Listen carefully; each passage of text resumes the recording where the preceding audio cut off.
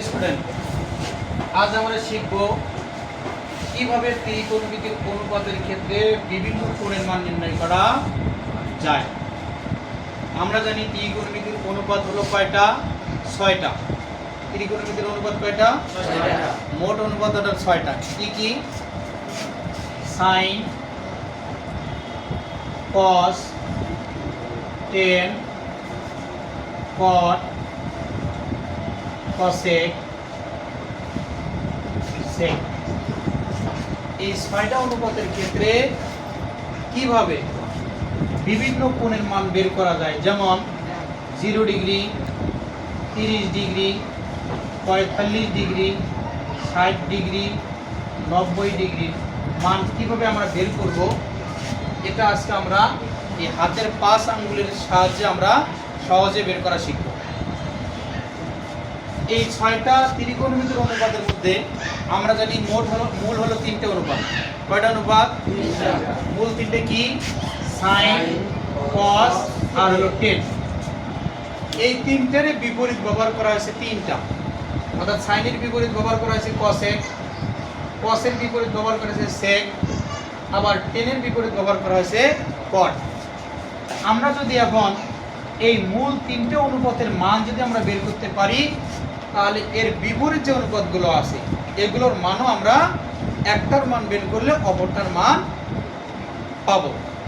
তাহলে দেখো, আমরা আসি এদিকে। দেখো, এখানে হাতের আমরা 5টি আঙ্গুল আমরা এখানে অঙ্কন করছি।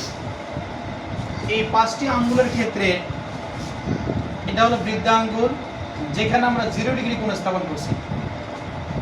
এটা হলো তর্জনী, যেখানে আমরা 30 ডিগ্রি কোণ অঙ্কন করছি। এটা হলো মধ্যমা, যেখানে 45 ডিগ্রি কোণ অঙ্কন করছি আর 45 ডিগ্রি কোণ স্থাপন করছি। এটা হলো অনামিকা, যেখানে আমরা 60 ডিগ্রি কোণ স্থাপন করছি। আর এটা হলো হাতের কনিষ্ঠা, যেখানে আমরা 90 ডিগ্রি স্থাপন করছি। শুরুতে আমরা সাইন 0 ডিগ্রির মান বের করব। সাইন 30 ডিগ্রি মান কীভাবে বের করতে হয়, সাইন 45 ডিগ্রি মান কীভাবে বের করতে হয়, সাইন 60 ডিগ্রির মান কীভাবে বের করতে হয়, সাইন 90 ডিগ্রি মান কীভাবে বের করতে হয়, এটা আমরা এখন সহজে বের করা শিখব। এটা বের করতে গেলে sine 0 degree, 30 degree, 45 degree, 60 degree, 90 degree মান যদি আমরা বের করতে যাই, তাহলে আমাদেরকে অবশ্যই একটা সূত্র মনে রাখতে হবে এবং সূত্রটা জানতে হবে। সূত্রটা কি? যখন আমরা সাইনের ক্ষেত্রে মান বের করতে যাব, sine 0 degree, sine 30 degree, sine 45 degree, sine 60 degree এবং সাইন 90 ডিগ্রি, এই 5টা কোণের মান আমরা যখন বের করতে যাব, তখন আমাদের একটা সূত্র প্রয়োগ করতে হবে। সূত্রটা কি?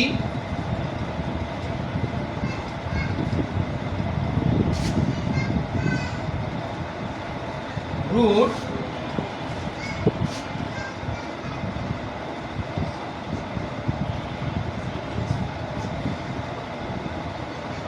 বৃদ্ধাঙ্গুলের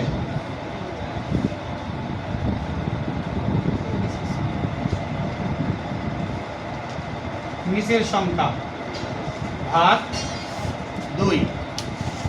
তাহলে কি বললাম, যে যদি আমরা sine 0 degree, 30 degree, 45 degree, 60 degree, 90 degree মান বের করতে যাই, তাহলে আমাকে এই সূত্রটা প্রয়োগ করতে হবে। সূত্রটা কি?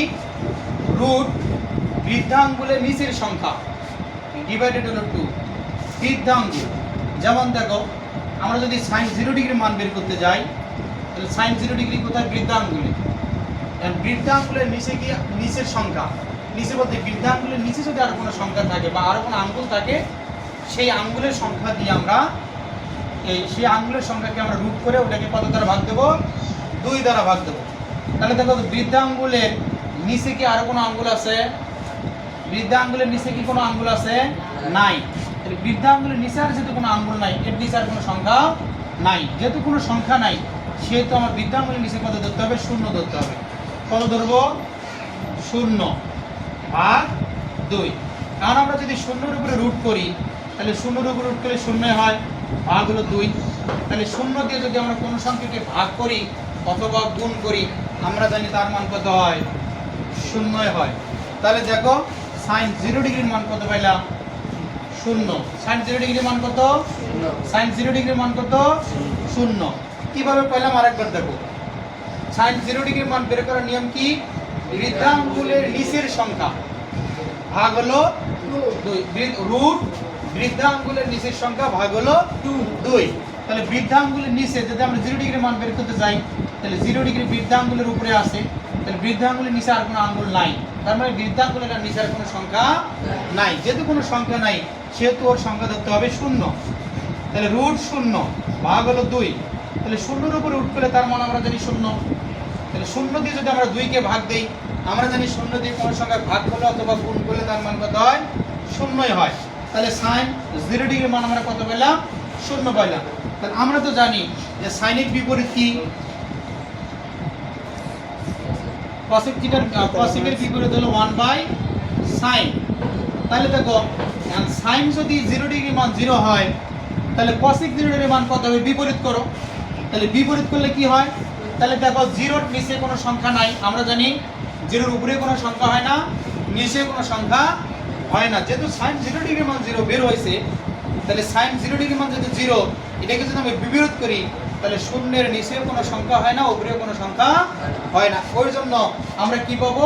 যে cosec 0 ডিগ্রির মান অসংজ্ঞায়িত, এটার কোনো মান এখনো পাওয়া যায়নি। কেন? কারণ 0-এর বিপরীত কোনো সংখ্যা হয় না, 0-এর বিপরীত কোনো সংখ্যা নাই, যার কারণে এটার মান অসংজ্ঞায়িত। তাহলে সাইন 0 ডিগ্রির মান 0 হলে cosec 0 ডিগ্রির মান কত? অসংজ্ঞায়িত, এটার কোনো মান নাই। তাহলে আমরা যদি একটা অনুপাতের মান বের করতে পারি, তাহলে এর বিপরীত অনুপাতের মানগুলো আমরা সহজে বের করতে পারবো। এখন আসো আমরা সাইন 30 ডিগ্রি মান বের করব। এখন সাইন 30 ডিগ্রি মান করব ওই একই নিয়মে। কিভাবে? বৃদ্ধাঙ্গুলের, এখন দেখো বৃদ্ধাঙ্গুলের নিচের সংখ্যা গেল, তাই না? এখন আমরা যদি বের করতে যাই তাহলে বৃদ্ধাঙ্গুলের 30 ডিগ্রি বার করব, তাহলে আমরা দেখো এটা কি? তর্জনী। তাহলে তর্জনীর নিচের সংখ্যা কত? এখন দেখো তর্জনীর নিচের সংখ্যা, তর্জনীর নিচের সংখ্যা ভাগ কত? 2। তাহলে যেহেতু তর্জনীর উপরে আমরা 30 ডিগ্রি কোণ স্থাপন করছি, তাহলে 30 ডিগ্রি মান আমরা বের করব, সাইন 30 ডিগ্রির মান। তাহলে তর্জনীর নিচের সংখ্যা, তাহলে তর্জনীর নিচে কয়টা সংখ্যা আছে? একটা। তাহলে আমরা এই 1-কে 1-এর উপরে রুট করব। তাহলে তর্জনীর নিচে যেহেতু 1 আছে, তাহলে 1 ডিভাইডেড কত? 2। তাহলে 1-এর উপর যদি আমরা রুট করি, তাহলে আমরা জানি 1-এর উপর রুট করলে কত হয়? 1-এর উপর রুট করলে 1-এর বর্গমূল কত হয়? 1 হয়, ডিভাইডেড কত? 2। তার মানে সাইন 30 ডিগ্রির মান কত? 1/2। সহজ না? সহজ না? তাহলে সাইন 30 ডিগ্রির মান কত বলে? 1/2। এখন আমরা cosec 30 ডিগ্রির মান বের করতে যাই, যেহেতু সাইনের বিপরীত হলো cosec, তাহলে cosec 30 ডিগ্রির মান আমরা যদি বের করতে যাই, তাহলে এটাকে বিপরীত করো। তাহলে বিপরীত করলে কি হবে? 2 যাবে উপরে, 1 আসবে কোথায়? তাহলে আমরা জানি নিচের 1-এর কোনো দাম নাই। তাহলে নিচের 1-এর যদি দাম না থাকে তাহলে cosec 30 ডিগ্রির মান কত হলো? 2। এখন আসো আমরা sin 45 ডিগ্রির মান বের করব। কিভাবে sin 45 ডিগ্রির মান বের করতে হয়? এখন দেখো sin 45 ডিগ্রি আমরা দেখব আগে যে sin 45 ডিগ্রিটা কোন আঙ্গুলের উপরে স্থাপন করা আছে। তাহলে sin 45 ডিগ্রি কিন্তু মধ্যমা আঙ্গুলের উপরে স্থাপন করা আছে। তাহলে মধ্যমা আঙ্গুলের যেহেতু উপরে 45 ডিগ্রি আছে, তাহলে আমরা যখন বের করব তাহলে আমরা দেখব মধ্যমা আঙ্গুলের নিচের কয়টা সংখ্যা আছে। তাহলে মধ্যমা আঙ্গুলের নিচের সংখ্যা দিয়ে কত? দেখো তো নিচের সংখ্যা কত আছে?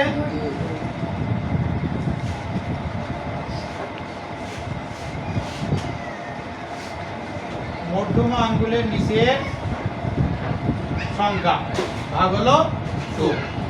তাহলে দেখো রুট মধ্যমা আঙ্গুলের নিচের সংখ্যা ভাগ 2। তাহলে মধ্যমা আঙ্গুলের নিচে কয়টা সংখ্যা আছে? 2টা। তাহলে আমরা এখানে কত নেব? রুট 2 ডিভাইডেড কত? 2। একটু ভালো করে দেখো, আমাদের উপরের সংখ্যাটাও 2, নিচের সংখ্যাটাও 2। তাহলে উপরের 2 এর উপরে কিন্তু রুট আছে, কিন্তু নিচের 2 এর উপরে কোনো রুট নাই। একটা জিনিস আমরা খেয়াল করে রাখবো, যদি উপরে এবং নিচে যদি একই সংখ্যা থাকে, সেই ক্ষেত্রে যদি কোনো একটা সংখ্যার উপরে রুট থাকে, মনে করো আরেকটা সংখ্যার উপরে রুট নাই, যেমন দেখো এখানে 2 উপরে 2 নিচে 2, একই জাতীয় সংখ্যা, একই সংখ্যা না?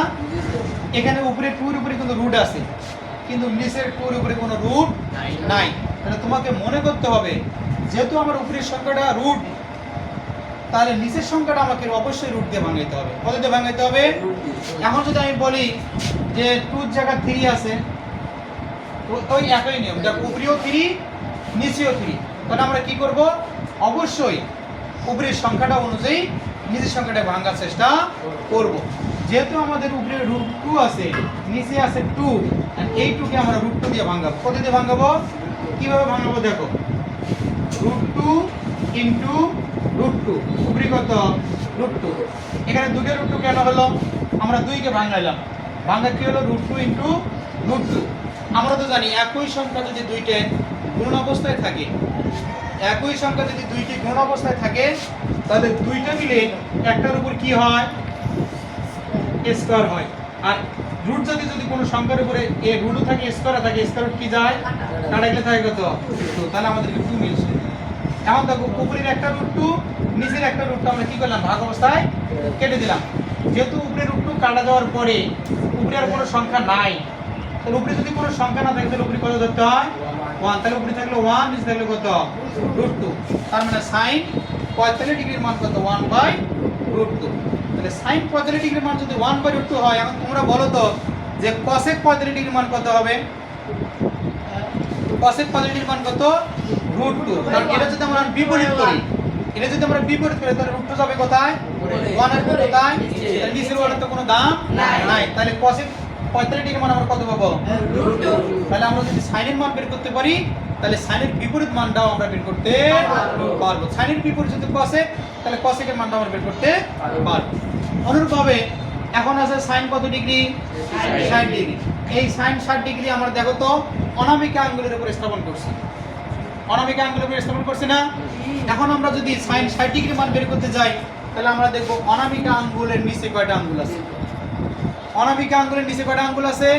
3টা। তাহলে আমরা কি করব? রুট 3 ডিভাইডেড কত? 2।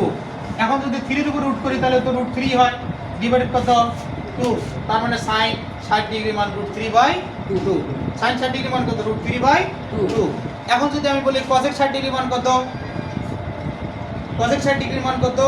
তাহলে sin 60 ডিগ্রি মানটাকে বিপরীত করো, তাহলে বিপরীত করলে কি হয়? 2/√3। তার মানে cosec 60 ডিগ্রি মান 2/√3।